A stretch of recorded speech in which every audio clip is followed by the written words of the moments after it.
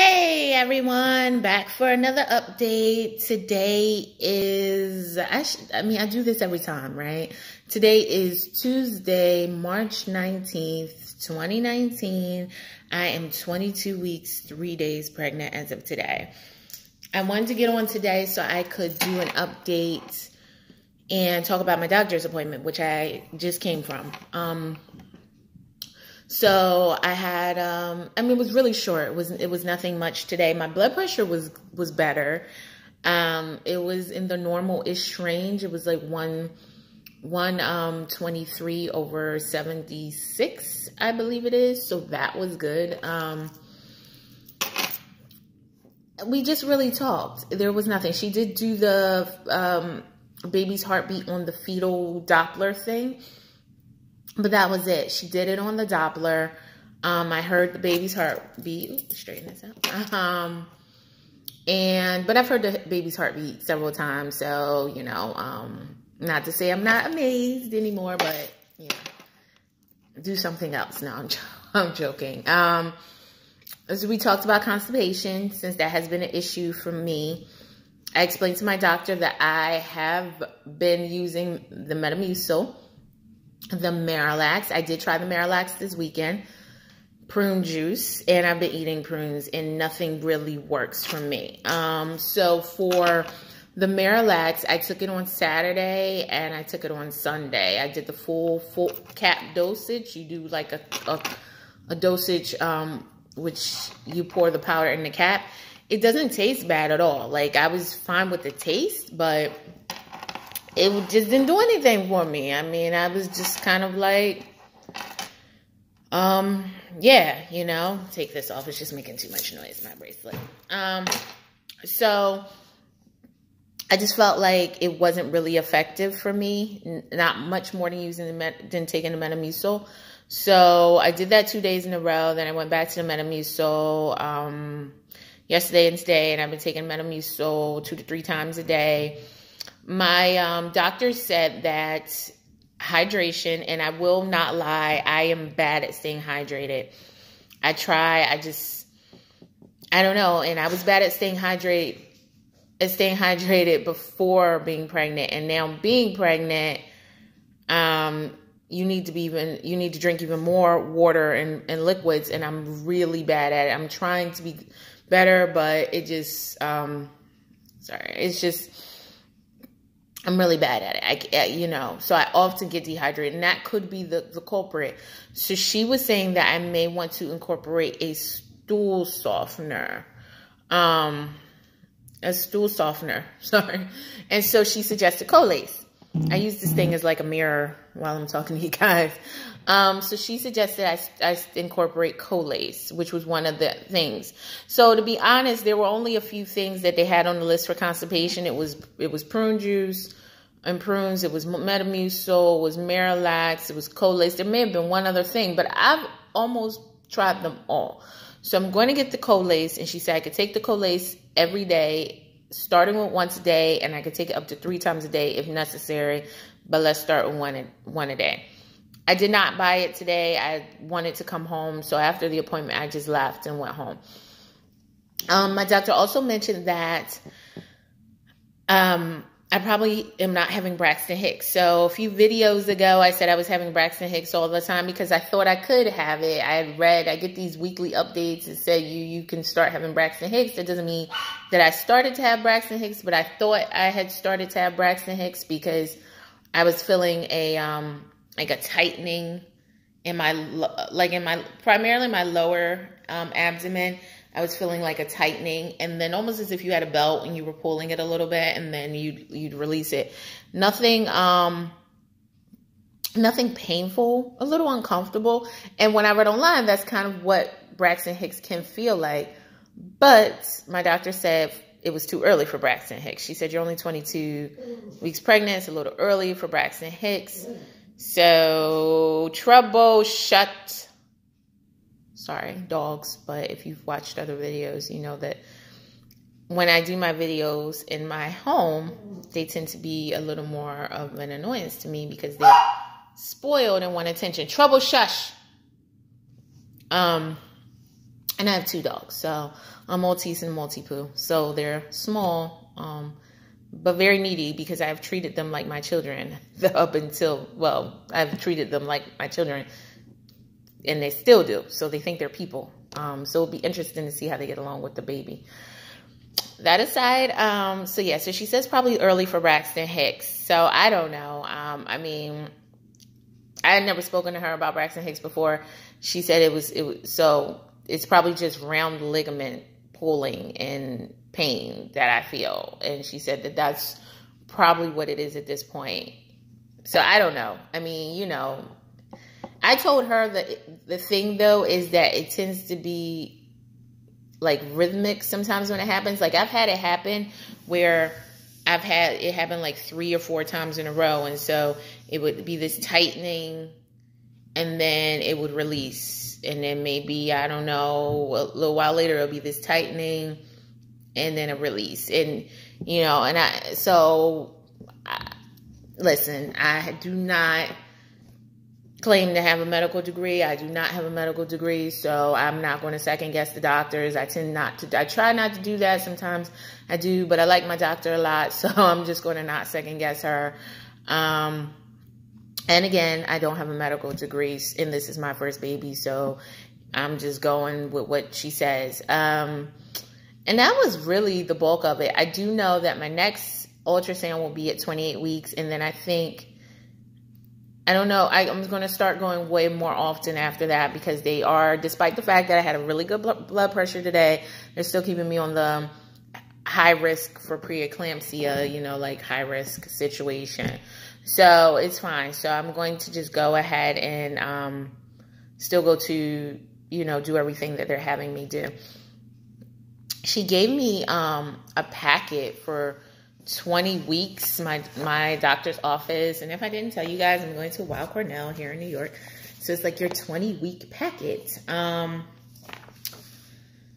So yeah, so I mean, I haven't even read it yet, but I think it's about talking about I see right away cord blood storage and whether I should do it and benefits and pros and cons of it. Well, I don't think there's any cons really.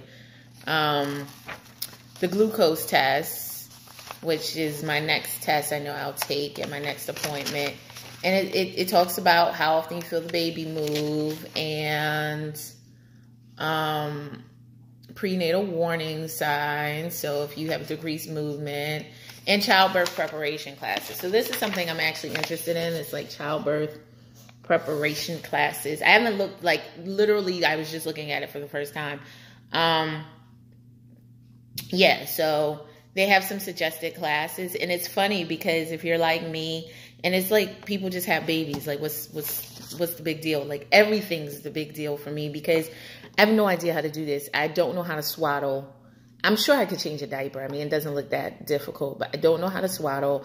I don't know how, you know, to do any of this stuff. You know, like I'm seriously thinking these things need to come with directions at this point. So she did suggest any of these childbirth preparation classes, and one is preparation for parenthood program.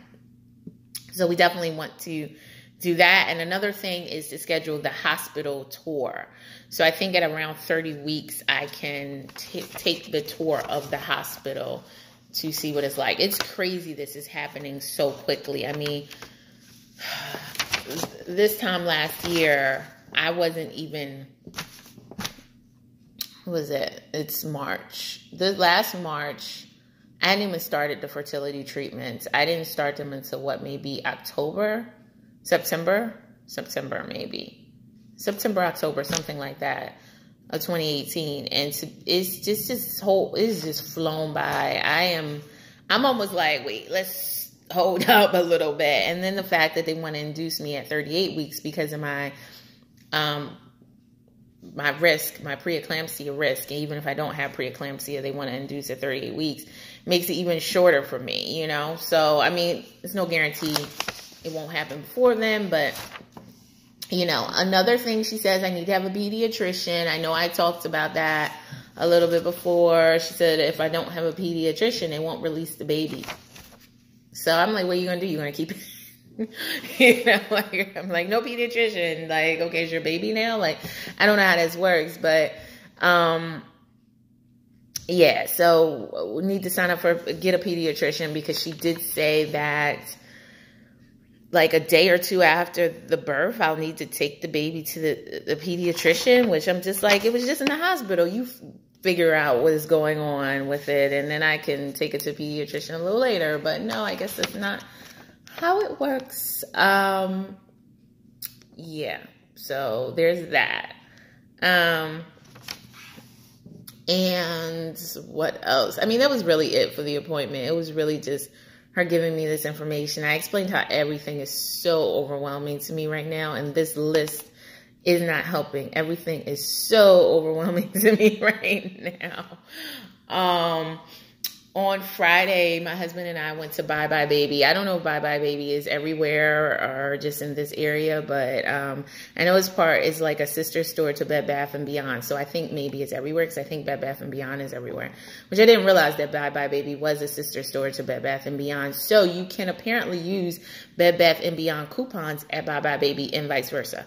I don't have any Bye Bye Baby coupons. I do have tons of Bed Bath & Beyond coupons.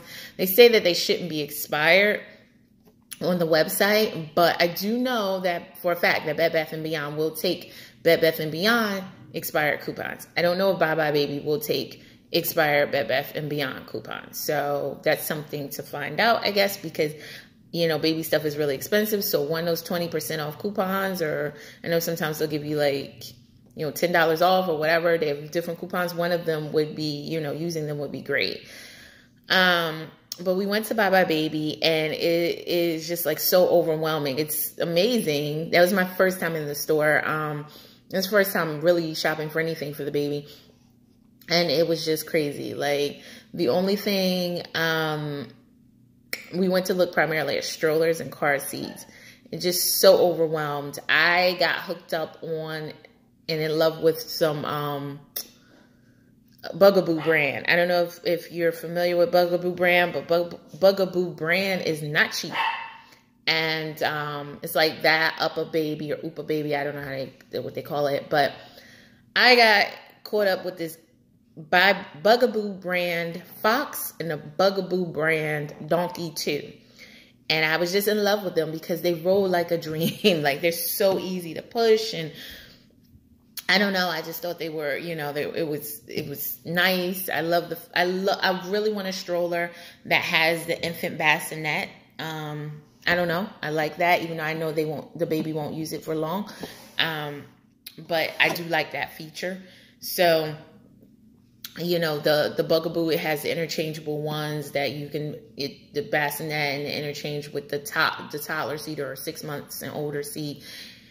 So I don't know. And they roll so nicely, and on sidewalks. I mean, if you don't really use your stroller outside, or you don't anticipate rolling it on streets, then you probably this probably doesn't matter to you as much. But if you're going to roll it in the streets, I mean, it took these corners. Like, I was one-handing it and, you know, like going around corners. It was beautiful. It rolls beautifully, but it's expensive. Like, it's like $1,400. There's two models that I'm talking about, the Fox and the Donkey 2. Now, the Donkey 2, the thing about that is it's wide, and it is convertible for if you have a second child, I guess, still in a close age range. You can add another seat, and it can be side by side. So it is wide, but you don't have to use it as a double stroller. You can use it as a single or mono or singleton or whatever you want to call it stroller. And in that case, it has some side storage. So it has side storage, and it has the underneath storage. So it has a lot of storage, but it is wider. The Fox is just for one baby, and it just has the underneath storage. But Bugaboo brand is not cheap. It is, I think all Bugaboo makes is strollers, and you know, I don't have any experience with Bugaboo strollers. I did try rolling some of the other models, like the Chameleon, and I can't remember whatever other, maybe a Frog or something like that model.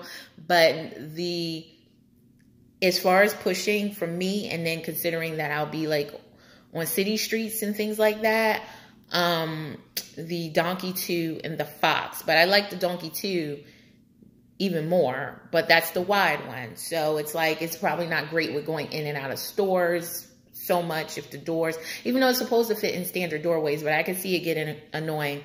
It's also, it also might be a little difficult on the subway. So I don't know, because I don't really want something super cumbersome. I do feel that it could be a little cumbersome, but I love the way it rolled. So today when I was on the train, so those are the two really expensive ones that I think I kind of really liked and may have had my heart, well, no, I don't want to say my heart set on, but I'm leaning to. But then when I was on the train today, I saw a woman who had a stroller that I thought was interesting looking. And it's a model, or a brand called Baby Trend. And then I Googled it while I was on the train, and it's like the Baby Trend's light travel system or whatever. So basically it comes with a car seat, which is a plus because the Bugaboo ones do not come with a car seat. You have to buy the adapters, and there's a list of car seats that are compatible with them, but that is additional cost. So it comes with the car seat, and it comes with the toddler seat, or 6 months and up, and also, and I think that seat converts into a bassinet for the infant. So you can actually use it in a way, in like 3 different ways, because the toddler seat will convert into an infant seat, and you have the car seat. So, and it comes with the car seat. And that was only, when I looked at buybuy-baby.com, was like $320 roughly. So huge difference, because the ones I kind of like are about $1,000 more. So, and that's before tax. So, you know, my husband is not in love with the fact of spending over $1,000 on a stroller, but I tend to be a little more high end, not intentionally. I did not go in thinking, let me get the most expensive stroller in the store, but the most expensive one in the store tends to be the nicer ones. Now, it wasn't that, well, yeah, it probably was the most expensive, but it wasn't only this one. Up a Baby is expensive too. It's an expensive brand. And I mean, they were nice also, but I thought that personally, the Bugaboo pushed a little better for me. But, you know, the jury's still out, and I'm thinking I might end up just going with that Baby Trend. Olivia! Sorry, my other dog. It's really going to depend on how it pushes. So I'm going to go back to the store at some point. buybuy Baby apparently has it, and I will go there and see if I can roll it around. If anyone has any suggestions on any other models and brands, please let me know. I would like something that definitely, I mean, I have a newborn, so it has to accommodate the newborn now, but will go throughout, you know, for a while. Hopefully not too cumbersome, and something that rolls nicely. So, yeah. So I don't know. I have a little bit of a wish list, but that's kind of what I would like in my stroller. And if I'm going to pay $1,300, $1,400 for it, you know, I'm thinking if you get the Donkey 2, if I have another child later, but it's still, the child has to still be in stroller ages, right? I can always add it on and not have to buy a separate stroller. But I mean, 2 of the Baby Trend strollers is still not equal to 1 Donkey 2. So I don't know. You know, I'm still reading reviews on it. I don't really know. But like I said, it was just the Baby Trend travel system, which is what I was looking at. Another thing, well, and I haven't purchased anything yet. It was just all window shopping. But I did also tell you guys that I ordered some maternity panties, and I wanted to show them to you. So this is what they look like. So, I don't know, I got 2 pairs. This is 1 pair. I mean, the other pair is just exactly the same. Okay, so this is the back of it. I got 2 pair. It was roughly $15, 2 pair on Amazon. But if you look from the side, you can see kind of like the extra whatever for the tummy as the bump as it grows. I ordered a large. Now, pre-pregnancy, I mean, most of my clothes were medium, and I probably would have ordered a medium in this, but I was thinking that I should err on the side of caution and order a large.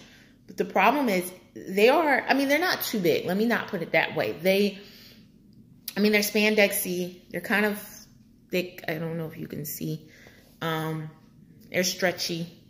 And they come up pretty high. They actually come up right under my breast. Like, they come up right, like, well, with where my stomach is now. As it grows out, hopefully it will still accommodate, because it does have this extra poochage. Yeah. So, it has that. So, I think it will accommodate. They're just regular. They're not like thongs or anything. They're just like regular panties. They're full coverage on the butt. So, not sexy, but I thought they'd be functional, because I was looking for something that maybe could provide a little like smoothing later and some support. The problem is, and again, I'm still relatively small for being 5.5 months pregnant, but the problem here is that, and it may be because I ordered a large, they don't really offer any support. So they're just, they're stretchy, so they're going to fit. But maybe if I had ordered a medium, but then if I had ordered a medium, maybe they would have been uncomfortable. I don't know. But I should have possibly gone with my pre-pregnancy size, which would have been to order a medium. And then it would have still taken into consideration the tummy part. It would have still had this. So I don't know. I'm definitely going to keep them in their underwear, right? I wouldn't return them. Although the package that they came in, and yes, it does say Whole Fish on it. So it's a great name. Does say no hassle returns and exchanges on all orders, worn or unworn. It's a little weird, right? Because that makes me think, were these things worn before I got them? Anyway, I'm going to wash them before I wear them. But they're comfortable for me, but I didn't feel any support or anything. Like, there's no back support. And I think they were supposed to, not like a ton of support, but I think they were supposed to, add a little something. And they're really just like high underwear or something. But maybe as my stomach grows, they'll provide more of that function. But right now, they're just like high underwear. So, and I'll stand up. You guys can see, sorry, my stockings. But I don't really have, this is me right now. So yeah, that's fine. And this is 22. This is 22. Sorry, I can see the sun is on you, but this is 22. I think I poke out the most right here. 22 weeks and 3 days for me. So I'm not super showing. And the reason I had my little cardigan on, and when I button it up, this is how I wore it to work. I buttoned it up, and, people who don't know still. I've definitely put on some weight, and that's another thing. I put on like 9 pounds. Last appointment, I was down 2 pounds. Then today I'm up 9 pounds, and I'm like, I am not a happy camper. I don't know. I don't know what I'm doing, because I'm working out, and I'm trying to be very mindful, but it happens, right? Like, SHIT, shit happens. I just don't know what to do. But when I button up the cardigan, you really can't tell too much. So this is how at 5.5 months people at work still don't really know unless I've told them. And so, because I'm still able to hide it somewhat. And sorry, it's such a sunny day. The sun is like coming in, even though it's not super warm outside right now. But yeah, I'm trying to be mindful of the weight. I don't know what to do. Maybe I should stop worrying about it. I know I'm not going to go crazy, but I'd only given myself 15 pounds. I said I was going to gain no more than 15 pounds. Ladies, I don't know that that's going to happen. First I gained 4 pounds, then I lost 2 pounds. Now I'm up 9 pounds. So technically, I guess that means I'm up 11 pounds if you count the original 2 pounds. Or maybe I didn't gain anything. I don't know. No, first I didn't gain anything. Then I went down 2 pounds. So there you go.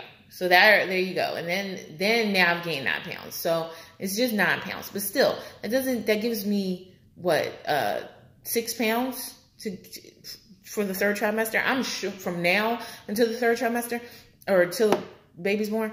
Yeah, I'm sure I'm going to end up gaining more than that. I really wanted to stay in a 15-pound range. I don't know. And honestly, I can't even tell you where it's going because it's not all here. Although, you know, my stomach is still relatively small.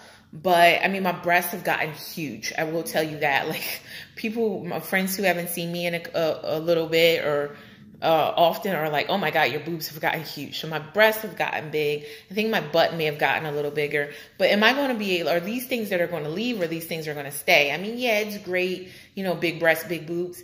I liked my shape prior to. I already had what I thought was a big enough butt without implants or anything but implants. And my breasts, I had a breast reduction. So I'm not really looking to have the biggest breasts in the world. I had big breasts. I got rid of them, you know, for good sized breasts. And now I'm back to having like fairly large. I mean, for me, they're huge now. So, so I know there's weight there and there's weight there, but, I don't know. It may have gone to other places. I haven't been like using tape measures on my entire body or anything, but I wanted to concentrate in this, not the belly meaning belly fat, but so much just being the baby's weight and the placenta, because when you think about it, you're carrying weight from the baby. You're going to carry weight from the placenta. You're going to carry weight from the additional blood. You're going to carry weight from the amniotic fluid. So all those things are going to be additional weight. But most of that you'll get rid of pretty quickly after the baby's born, especially the baby's weight itself. And the placenta, because those things come out immediately, and the amniotic fluid. But, you know, you'll get rid of a lot of that pretty early on. So it's just, I don't know. We'll see. I am sometimes obsessive about my weight. So I haven't weighed myself since my last appointment because I didn't want to obsess about it. But then I weighed myself last night and I was not happy. And then I weighed myself this morning and I was like, okay, so we playing games here.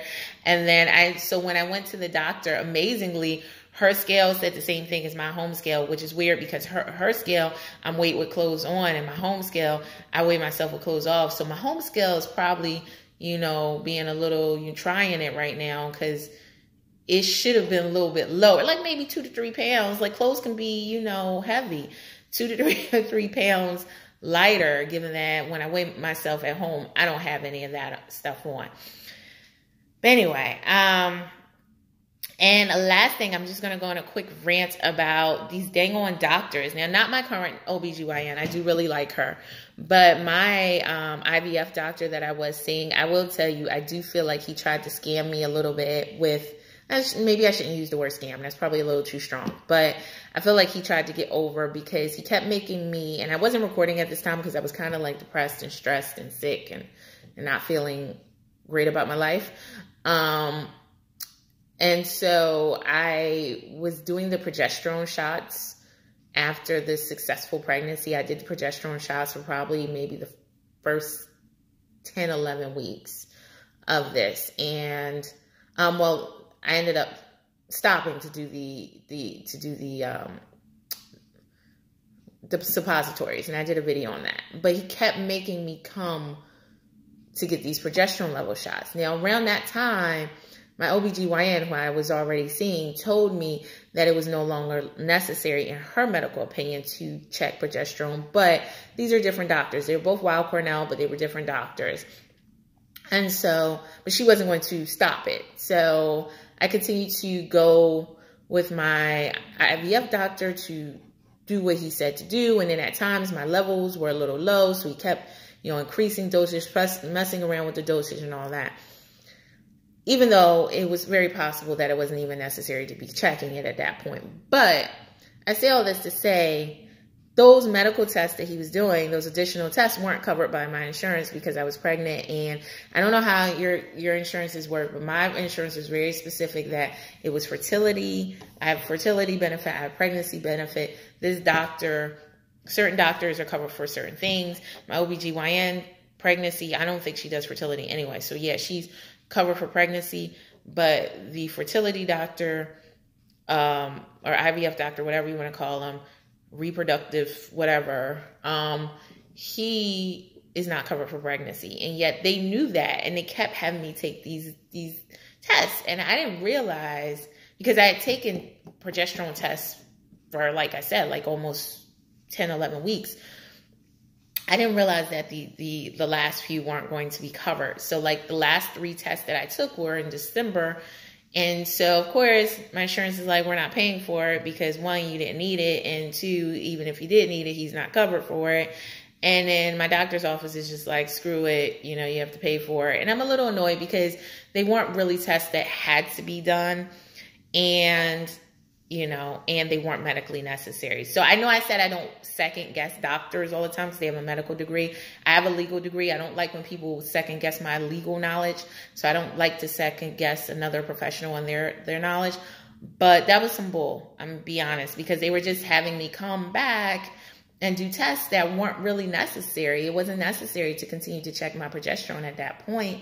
And I mean, my OBGYN said, like, you know, they're just, I guess, being super extra cautious, but it just wasn't necessary. And it cost me $315 because each test was $105 and no one's paying for it. So I have to pay $315, which could be the cost of a stroller. I mean, I just said that baby trend stroller was $320. So there you go. I mean, it doesn't make a big dent in a Bugaboo, but you know, it dang near buys me a baby trend.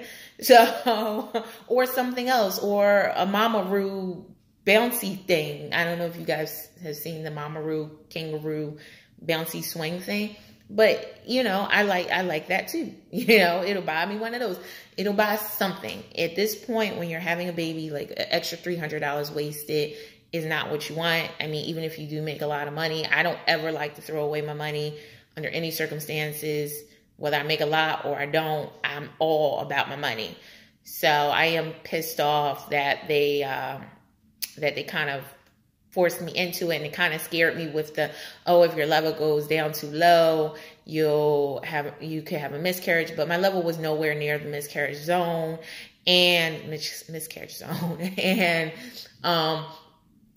they wouldn't release me from their care until I finished, you know, this process. And so they kind of forced me to continue to take these tests that I thought were unnecessary. So, and my doctor said, my OBGYN said what were unnecessary at this point. So, you know, that's another thing. So it's just, you know, sometimes you got to watch these, I didn't know to, you know, you don't know what you don't know. And I didn't know that wouldn't be covered. So here we are. But anyway, ladies, that's my update, and I will update you soon if anything changes. My next appointment is on April 16th, but I will definitely talk to you before then. That's my next doctor's appointment, but I will chat with you soon, guys.